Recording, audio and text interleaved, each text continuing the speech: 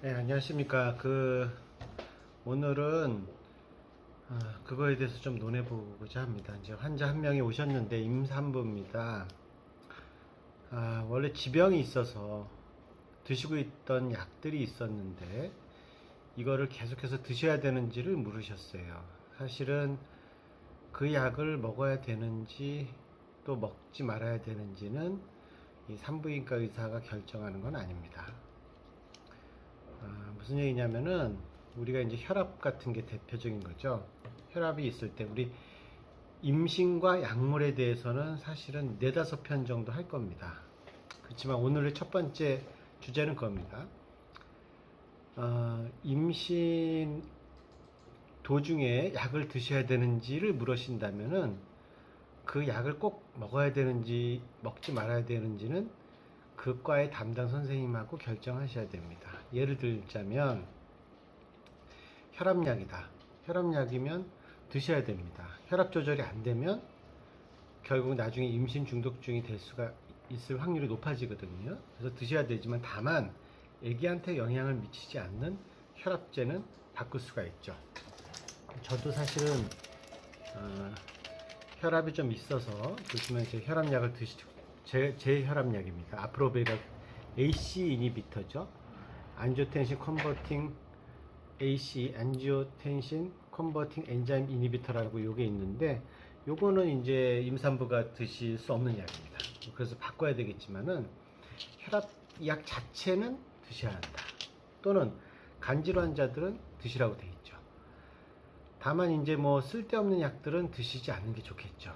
무슨 얘기냐면은 무슨 뭐 쓸데없는 약을 먹는 상황도 만들어서는 안 되겠죠. 쌍꺼풀 수술 임산부 하면 안 되겠죠. 왜냐하면은 마취제도 들어가게 되고 그 다음에 약도 드셔야죠. 항생제. 그거는 굳이 드실 필요 없겠죠. 안 하면 되니까 그거는. 그런 것처럼 그 약물을 꼭 드셔야지 말아야 되는지는 제가 판단하는 게 아니라 그 담당 선생님이 판단을 하는 겁니다. 그 대원칙입니다.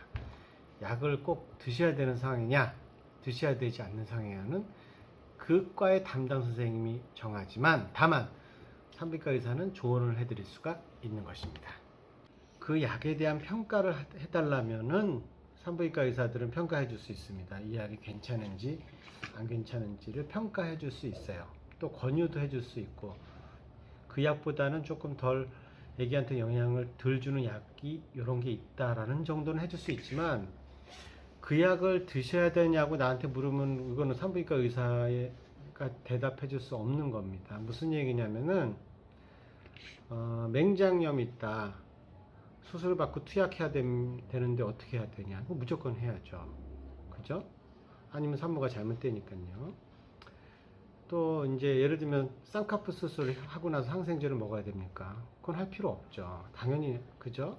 근데 어떤 분이 천식으로 오셨어요. 근데 나는 스테로이드 그 흡입제도 쓰고 먹는 약도 드셔야 한다. 나 이 스테로이드 제제하고 항히스타민 제제를 먹는 게 애기한테 해가 되느냐 해가 되지 않느냐 우리가 평가해 드릴 수 있습니다. 산부인과 의사가. 그렇지만 내가 천식 때 이 약을 먹어야 되느냐 먹어야 되지 말아야 되느냐고 나한테 갖고 오신 분이 있어요. 근데 심정은 이해가 되죠. 그렇지만 그건 산부인과 의사의 영역 바뀌죠. 왜냐하면 이제 천식도 여러 종류가 있어요. 천식도 뭐 아주 경증이 있고 중증이 있는데 이분이 중증이라서 스테로이드 제제로 겨우겨우 유지되고 있는데 산부인과 의사 입장에서 아기를 생각하면 무조건 모든 약 드시지 않는 게 최고죠. 근데 내가 이 천식에 대한 심각성을 모르는 상태에서 아기만 생각해서 그 스테로이드 제제 먹으면 그래도 안 먹는 게 좋지 않겠어요? 라고 했을 때 안 먹고 심각한 천식 상태가 빠져갖고 스테로이드 제제 말고 아기한테 영향을 주는 더 각종의 제제를 응급상황이 맞아갖고 줬을 경우는 또 어떻게 하겠느냐. 그래서 이런 경우는 우리가 원론적으로 밖에 얘기를 못합니다. 그 천식약에 있는 스테로이드 제제나 항히스타민 제제는 그래도 좀 영향을 거의 안 주는 편에 속합니다. 다만 이제 이거를 지속해서 먹을지 여부는 산부인과 의사의 판단에 따른 게 아닙니다. 당연히 그쪽 담당 선생님, 그걸 처방해 준 선생님한테 내가 임신했는데 이 약을 계속 드셔야 되는 정도로 내가 천식이 심한가요? 라고 물으셔야 된다는 얘기입니다. 또 천식이라서 또 딱 안 떠올리는 사람들도 있으신데 어떤 분들은 뭐 류마티즘이 되게 심한 사람이 있습니다. 그런 분들도 여러 가지 약들을 복용하고 계신데 임신돼 갖고 어떻게 되냐 그러면 그 약에 대한 평가를 해줄 수 있지만 임신했는데 이거 모르고 드셨군요. 또는 뭐 임신하고 나서도 이거 드셨군요. 이 정도는 뭐 어느 정도는 영향이 있지만 뭐 큰 영향 없을 것 같습니다라고 얘기는 해줄 수 있지만 임신했는데 류마티즘 약을 드셔야 됩니까? 라고 나한테 물어봤을 때는 그건 우리의 영역이 아닙니다.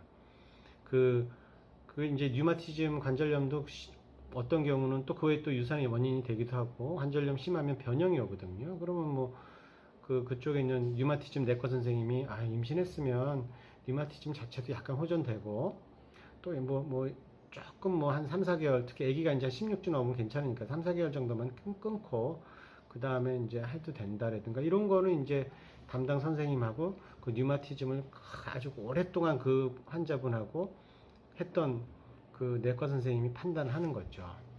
그쵸?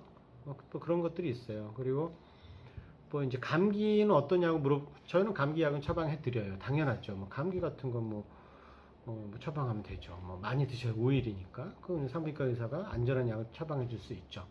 그렇지만 폐렴약을 우리가 처방해 줄 수는 없죠. 그거는 내과에서 이 정도 폐렴이면 무조건 항생제를 써야 됩니다. 대학병원에 있을 경우를 기준으로 말씀드릴게요. 그런데 이 폐렴은 진행이 빠르고 반드시 이 항생제를 써야 된다. 그러면 산부인과로 의뢰를 하면 이 약은 써야 되지 말아야 될 약도 와요. 그렇지만 어떻게 하겠습니까? 산모가 잘못되면 아기가 잘못되는데요. 그죠? 그렇기 때문에 그 기준은 그 담당 선생님이라는 겁니다.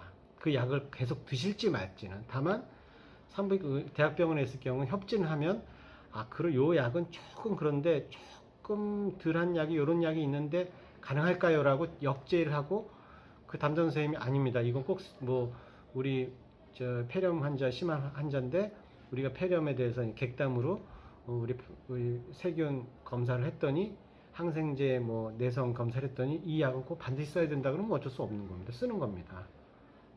그죠? 그렇기 때문에 또 약 먹고 기형 생기는 거 쉽지 않아요.